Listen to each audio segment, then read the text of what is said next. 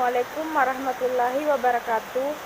Pada kesempatan kali ini saya Irma Damayanti dari Prodi PGMI semester 4 akan menjelaskan tentang pesawat sederhana dan jenis-jenisnya. Pengertian pesawat sederhana. Pesawat sederhana adalah suatu alat bantu yang dapat membantu dan memudahkan pekerjaan manusia. Pesawat sederhana dapat dibedakan menjadi beberapa macam, antara lain tuas atau pengungkit, bidang miring, katrol, dan roda berporos. Jenis pesawat sederhana. 1. Tuas atau pengungkit. Tuas atau pengungkit ini memiliki fungsi untuk mengungkit, mencabut, ataupun mengangkat suatu beban yang berat. Dengan penggunaan pengungkit yang benar, maka benda yang berat tersebut akan terasa lebih ringan. Bisa dilihat contoh pada gambar. Jadi, T sama dengan titik poros atau tumpu, A sama dengan titik kuasa, B sama dengan titik beban, F sama dengan gaya kuasa, W sama dengan lengan kuasa. Tuas memiliki beberapa jenis, dilihat dari titik poros yang digunakan. A. Tuas jenis pertama. Tuas jenis ini adalah tuas yang titik tumpunya berada di tengah atau di antara titik beban dan titik kuasa. Contoh pemotong kuku, gunting, jepitan jemuran, tang, jungkat-jungkit, dan lainnya. B. Tuas jenis kedua. Tuas jenis ini memiliki poros yang diletakkan di salah satu ujungnya. Susunan dari tuas jenis kedua ialah titik poros, beban, dan titik kuasa. Contoh, gerobak beroda 1, alat pemotong kertas, pembuka botol, dan pemecah kemiri. C. Tuas jenis ketiga.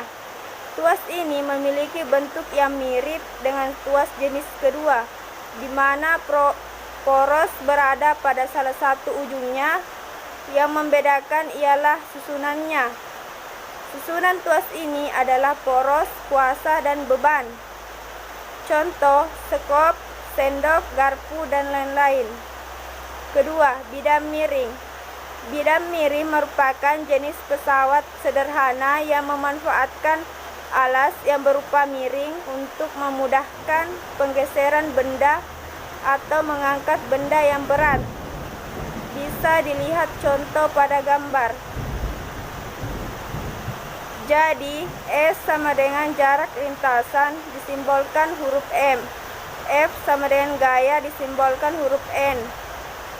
W sama dengan berat beban disimbolkan huruf N. Dan H tinggi lintasan disimbolkan huruf M. Keuntungan yang dihasilkan dari bidang miring ialah semakin lambat bidang miring, maka gaya yang diperlukan untuk memindahkan benda akan lebih ringan. Semakin besar sudut kemiringannya, berarti semakin besar gaya yang diperlukan untuk memindahkan benda tersebut. Sekian. Baiklah, saya Putri Asisa dari Prodi PGMI semester 4 akan melanjutkan pemaparan materi dari teman kelompok saya. Selanjutnya, katrol. Katrol merupakan roda berputar pada porosnya. Katrol juga memiliki tali atau rantai sebagai penghubung antara katrol maupun dengan beban. Katrol sendiri dapat kita golongkan menjadi 3 jenis, antara lain yaitu katrol tetap. Katrol tetap merupakan jenis katrol yang posisinya tidak dapat berpindah-pindah. Contoh, katrol timbangan sumur dan tiang bendera. Kemudian katrol bebas. Katrol ini memiliki konsep dapat bergerak dan salah satu ujung tali yang dipasang tetap. Contohnya, katrol pada flying fox, katrol pada gondola. Selanjutnya yaitu katrol majemuk. Jadi katrol ini menggabungkan dari 2 katrol sebelumnya, di mana terdapat lebih dari 1 katrol, salah satunya dipasang tetap. Contohnya, katrol pada roda berporos. Kemudian jenis-jenis pesawat sederhana selanjutnya yaitu roda berporos atau roda bergandar. Jadi roda berporos atau roda bergandar itu merupakan roda yang disambungkan dengan sebuah poros yang bisa berputar secara bersama-sama. Adapun rumus pesawat sederhana bisa dilihat pada teks ini.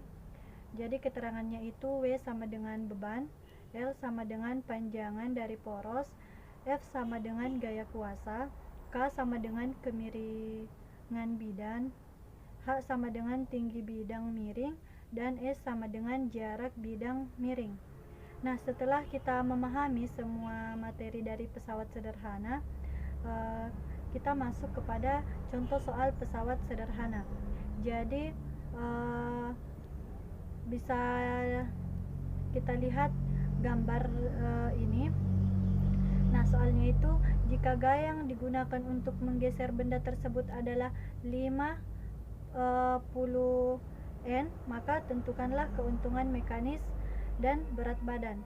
Jadi pembahasannya yaitu kita ketahui bahwa H sama dengan 3M dan R sama dengan 4M. Adapun penyelesaiannya untuk keuntungan mekanis, jadi rumus keuntungan mekanis itu adalah S per H. Jadi S itu dapat dicari dengan rumus Pythagoras dan menghasilkan nilai 5M. Jadi kilometer km sama dengan 5 per 3. Berarti hasilnya adalah 1,67.